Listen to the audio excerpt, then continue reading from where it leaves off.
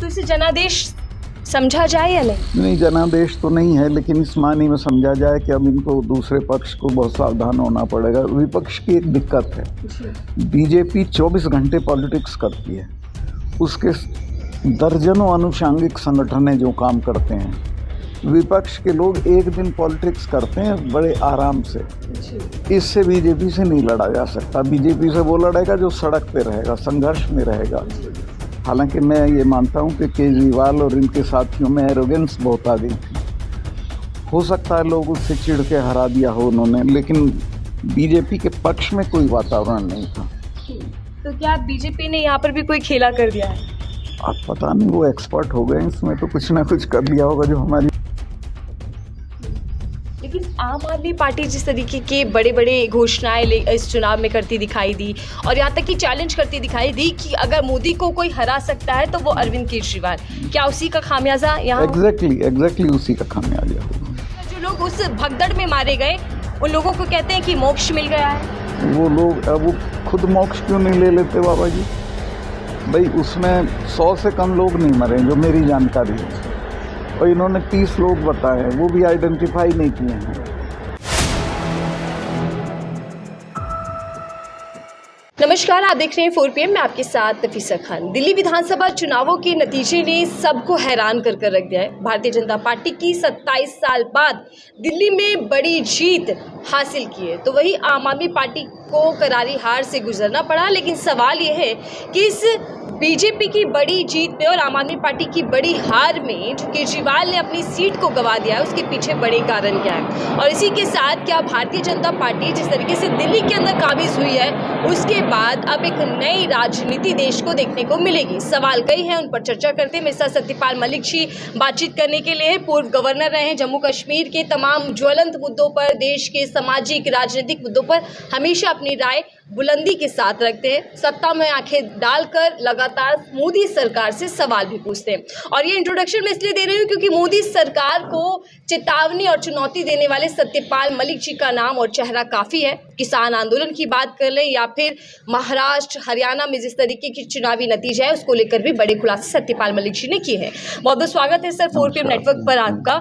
सत्यपाल मलिक जी, शुरुआत में मैं आपसे यही जानना चाहूँगी कि जिस तरीके से दिल्ली के चुनावी नतीजे आए, एक तरीके से सब हैरान रह गए कि भारी बहुमत बीजेपी को दिल्ली के अंदर मिली। सबसे पहली प्रतिक्रिया आपकी क्या है दिल्ली चुनाव को लेकर? देखिए, दिल्ली के चुनाव मेरी समझ में नहीं आए, इसलिए मैं कोई पर पक्की राय नहीं दे सकता। लेकिन एवरीथिंग इज़ नॉट फेयर, कुछ ना कुछ हुआ है वहाँ। ऐसा नहीं था धरातल पे जैसे नतीजे आए हैं। आपने कहा कि धरातल पर ऐसा नहीं था, कुछ हुआ है, झोल है इस पूरे चुनाव में। हरियाणा में भी, मैं हरियाणा के पूरे चुनाव में था, जो नतीजे आए उस जैसा नहीं था ग्राउंड पे। तो कुछ है कहीं ना कहीं जो चीज़ों को डिस्टर्ब करता है। ये हालांकि मैं ये मानता हूँ कि केजरीवाल और इनके साथियों में एरोगेंस बहुत आ गई थी। हो सकता है लोग उससे चिढ़ के हरा दिया हो उन्होंने, लेकिन बीजेपी के पक्ष में कोई वातावरण नहीं था। बिल्कुल, देखिए, और हम भी ग्राउंड पर सर लगातार थे। दिल्ली इलेक्शन हमने कवर किया, हम हर तबके से जाकर मिले। आम आदमी पार्टी की लहर या बीजेपी की लहर हमने नहीं देखी। तमाम पहलू थे, एंटी इनकम्बेंसी भी थी आम आदमी पार्टी के खिलाफ, लेकिन नतीजे इस तरीके के होंगे ये हमारा भी अनुमान नहीं था। ये नहीं था किसी को भी। जी। तो क्या बीजेपी ने यहाँ पर भी कोई खेला कर दिया है? अब पता नहीं, वो एक्सपर्ट हो गए इसमें, तो कुछ ना कुछ कर लिया होगा जो हमारी समझ के बाहर है। तो इसे जनादेश समझा जाए या नहीं? नहीं, जनादेश तो नहीं है, लेकिन इस मानी में समझा जाए कि अब इनको दूसरे पक्ष को बहुत सावधान होना पड़ेगा। विपक्ष की एक दिक्कत है, बीजेपी 24 घंटे पॉलिटिक्स करती है, उसके दर्जनों अनुषांगिक संगठन हैं जो काम करते हैं। विपक्ष के लोग एक दिन पॉलिटिक्स करते हैं बड़े आराम से। इससे बीजेपी से नहीं लड़ा जा सकता। बीजेपी से वो लड़ेगा जो सड़क पे रहेगा, संघर्ष में रहेगा। हम लोग जब अपनी जवानी में लड़ रहे थे सरकार से, लगता नहीं था कि मिसेस गांधी हट जाएंगी, इनविंसिबल थी। लेकिन राजनारायण लोहिया जी 5-5 रुपए हमारी जेब में होते थे और देश बदलने चल देते थे। तो जब सड़क पे उतरे तो माहौल बदल गया पूरे देश का, और कांग्रेस को हरा दिया। तो यहाँ भी जब ये सड़क पे उतरेंगे विपक्ष के लोग, तब माहौल बदलेगा। बिल्कुल। और देखिए, जब दिल्ली के अंदर विपक्ष खासकर आम आदमी पार्टी की हार हुई तो सवाल इंडिया अलायंस पर भी उठने लगे। मैं उस पर आऊंगी, लेकिन उससे पहले सर, इस बड़ी हार में जो सबसे बड़ा चेहरा जिसने सबको हैरान करके रख दिया, अरविंद केजरीवाल की हार, क्या बड़े कारण आप मानते हैं उनकी हार के पीछे? उनकी हार के पीछे बहुत गलतफहमी में रहना, घमंड में रहना।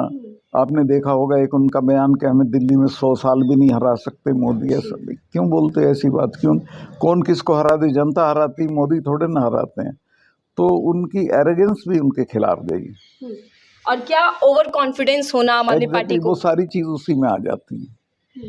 लेकिन आम आदमी पार्टी जिस तरीके के बड़े बड़े घोषणाएं इस चुनाव में करती दिखाई दी, और यहाँ तक कि चैलेंज करती दिखाई दी कि अगर मोदी को कोई हरा सकता है तो वो अरविंद केजरीवाल, क्या उसी का खामियाजा यहाँ? एग्जैक्टली उसी का खामियाजा होगा। लेकिन मोदी जी की प्रचंड जीत दिल्ली के अंदर, और ये कहा जा रहा है कि मोदी की गारंटी पर मोहर लगी है। मोदी का इसमें कोई रोल ही नहीं है। It's a negative vote against आम आदमी। मोदी के पक्ष में वोट नहीं है ये आम आदमी की हरकतों से उनके खिलाफ वोट है।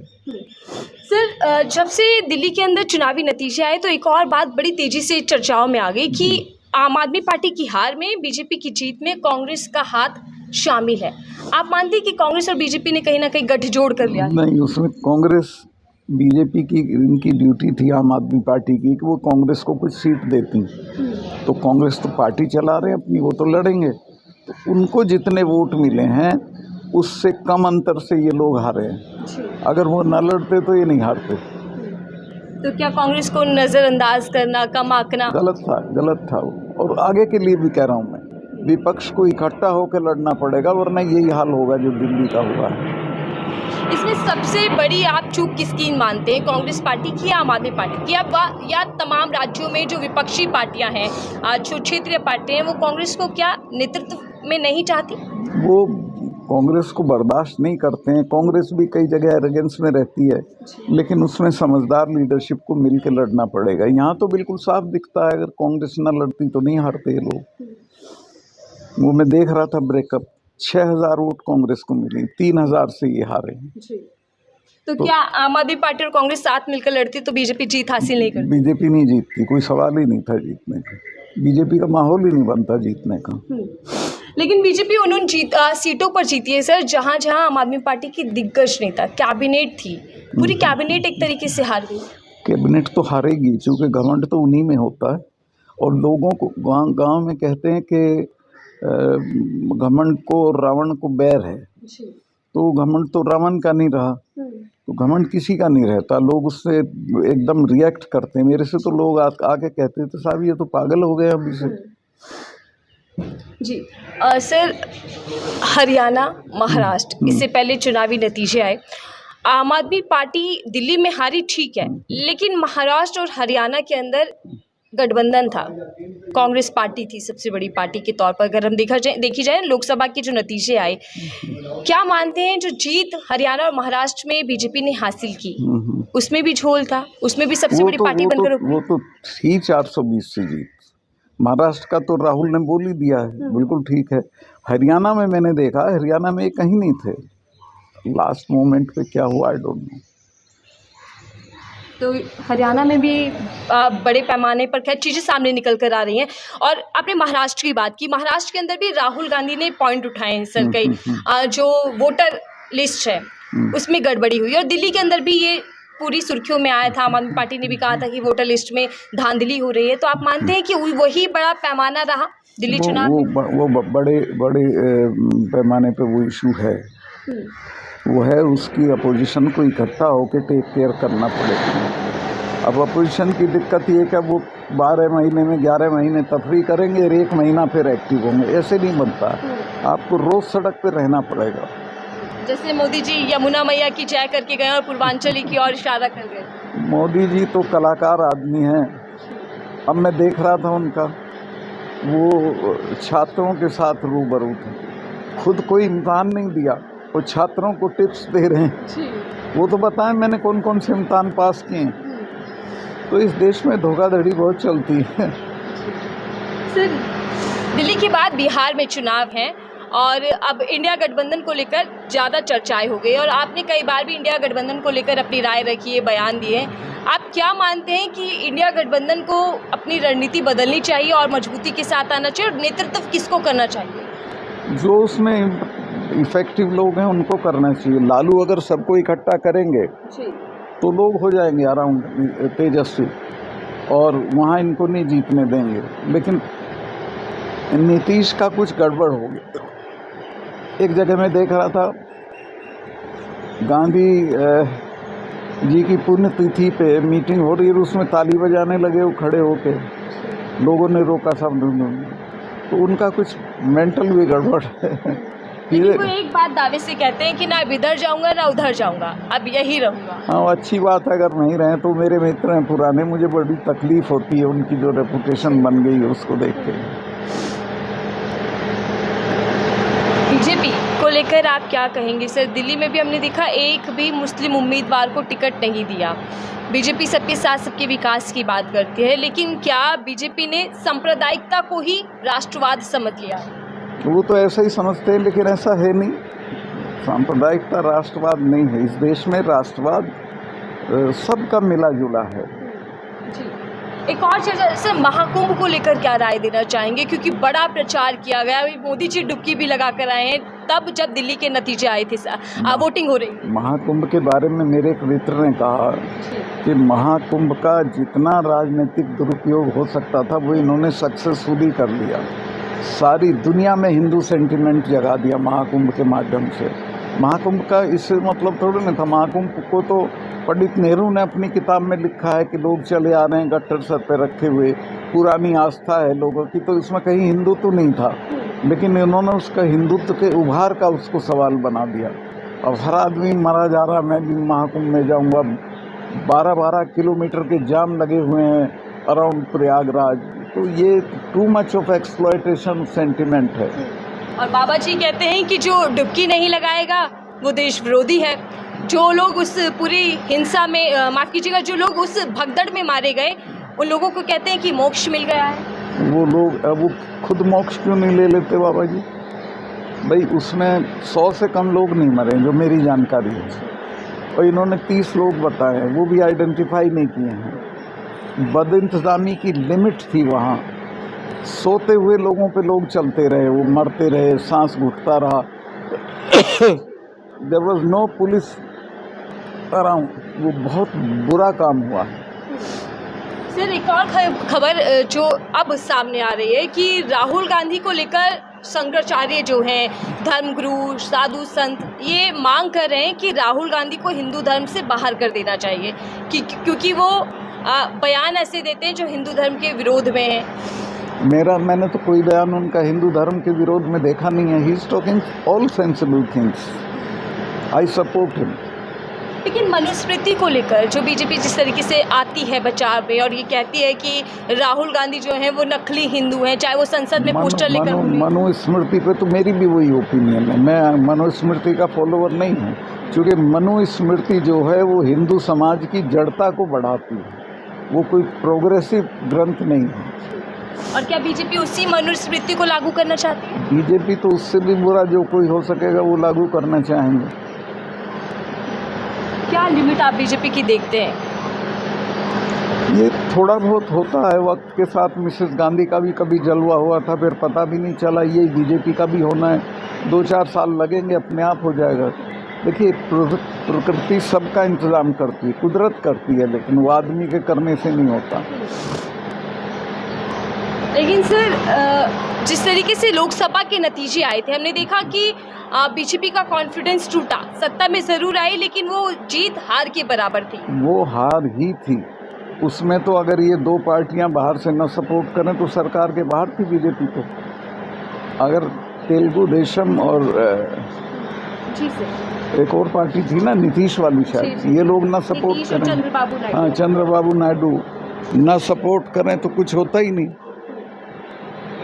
और मणिपुर सर, मणिपुर को लेकर भी खबरें ये आई सामने कि सर अचानक से 21 महीने जब हिंसा में मणिपुर जलता रहा और तकरीबन 250 लोगों की जान वहां चली गई, तब जाकर आज मुख्यमंत्री जी वहां से इस्तीफा दे देते हैं अमित शाह जी की मुलाकात के बाद। मुख्यमंत्री को तो मजबूरन इस्तीफा देना पड़ा, क्योंकि उनके पास नंबर नहीं था। दूसरे मणिपुर में प्रधानमंत्री क्यों नहीं गए आज तक? वहाँ मेरी जानकारी ये है कि इन्होंने ही झगड़ा कराया। वहाँ दो संप्रदाय हैं, 50-50 डिवीजन है पूरी आबादी में, ये एक के साथ खड़े हैं। गवर्नर जब जम्मू कश्मीर थे, कश्मीर में थे आप, तब भी आपने बड़े खुलासे किए। दिल्ली चुनाव आप मानते हैं कि पूरी तरीके से इसमें झोल हुआ, इसमें धांधली? मैं इसको पूरी तरह झोल नहीं मानता। इसमें इनकी भी गलती है, केजरीवाल की भी गलती है, इनकी नाअहलियत है, आलस है, लेकिन ये पूरी तरह स्वस्थ नहीं है चुनाव। और आगे जो अब बिहार का चुनाव है उसको लेकर कोई मेरा सब जगह के बारे में ये निवेदन है कि ओपोजिशन को 24 घंटे पॉलिटिक्स करना चाहिए जैसे बीजेपी करती है, वरना ये बीजेपी से नहीं लड़ पाएंगे। मैं सिर्फ एक आखिरी सवाल ले रही हूँ, क्योंकि दिल्ली, महाराष्ट्र और हरियाणा हर जगह एक नारा दिखाई दिया बीजेपी का, बटेंगे कटेंगे। वो नारा यहाँ पर भी दिया गया, भले ही उस पैमाने पर, बड़े लेवल पर नहीं दिया गया। यहाँ उस नारे का कोई असर नहीं था और सबको पता है ये क्यों नारा दिया जा रहा है। लोग, हिंदू बहुत लिबरल सोसाइटी है, हिंदू इस तरह रिएक्ट नहीं करता जैसे बीजेपी चाहती वो रिएक्ट करे। लेकिन सर, मिल्कीपुर चुनाव अभी हुआ, उपचुनाव के नतीजे आए, बीजेपी ने जीत हासिल कर ली, लेकिन वहां पर भी अखिलेश यादव ने सवाल उठाए चुनाव आयोग को लेकर, कफन तक भेजा है चुनाव आयोग को। आप मानते हैं कि चुनाव आयोग पूरी तरीके से? चुनाव आयोग आज़ाद नहीं है, पूरी तरह से चुनाव आयोग स्वस्थ और स्वच्छ नहीं है। और क्या बीजेपी के लिए खुद आकर बैटिंग करने लग जाता है चुनाव आयोग? करता ही है, उतनी तो मदद करता है इनकी। जहाँ जहाँ चुनाव आयोग से कंप्लेंट की गई है ये गलत वोट बन रहे, कहीं भी एक्ट नहीं किया चुनाव आयोग ने, कहीं भी। जी, और दिल्ली में भी सर हमने देखा कि जब चुनाव चल रहे थे, प्रचार के समय, परवेश वर्मा बीजेपी के नेता जो विधायक बन चुके हैं, वो पैसा बांट रहे थे, जूते चप्पल बांट रहे थे, तब भी चुनाव आयोग जूते पहना रहा था। मैंने देखा किसी को जूते पहनाते हुए, एक लेडी को, और चुनाव आयोग ने कोई एक्शन ही नहीं लिया उस पर। का तो रवैया कुछ नहीं, और चुनाव आयोग का दांत तोड़ दिया इन्होंने जब उसमें से चीफ जस्टिस को हटा दिया।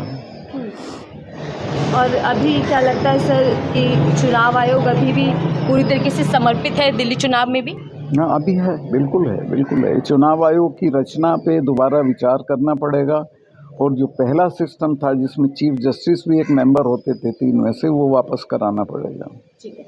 और मैं आखिरी एक और सवाल ले रही हूँ मोदी जी को लेकर। सर, मोदी जी जिस तरीके से चुनावी प्रचार हर राज्य में करते दिखाई दिए, जिस तरीके से वो बयान देते हैं, भाषण देते हैं और हर एक वर्ग को साधते हैं, जैसे यमुना जी का नाम लेकर दिल्ली वालों को कहीं ना कहीं अपने खेमे में ले आए। अब पूर्वांचल में चुनाव है तो कह रहे हैं कि मैं पूर्वांचलियों का सांसद हूँ। मोदी जी की रणनीति देश हित के लिए या फिर देश के ज़्यादा नुकसानदायक है उनके? मैं मोदी जी पे कमेंट नहीं करूँगा, बड़े आदमी हैं, प्रधानमंत्री हैं देश के, और सेवादार कहते हैं खुद को। सेवादार तो खैर किसी के नहीं है, और ना कोई सेवा कर रहे हैं, देश का तो नुकसान ही कर रहे हैं। पर चलो, जो भी वो कह रहे हैं वो उनको सूट करता है इस वक्त। तो एक कहावत है कि जिसको जो चीज़ सूट करगी वो सच है, जो नहीं करगी वो सच नहीं है। तो अंत आने वाला है? आएगा, सबका आता है। धन्यवाद सर, हमें समय देने के लिए, हमसे बातचीत करने के लिए। दिल्ली चुनाव को लेकर हम सत्यपाल मलिक जी से उनकी राय समझ रहे थे, और दिल्ली के अंदर क्या खेला हुआ है, गड़बड़ी हुई है, फिर ये पूरा जनादेश माना जाए, क्या आपकी राय साझा कीजिएगा। देखते रहिए 4PM, मैं थी आपके साथ नफीसा खान।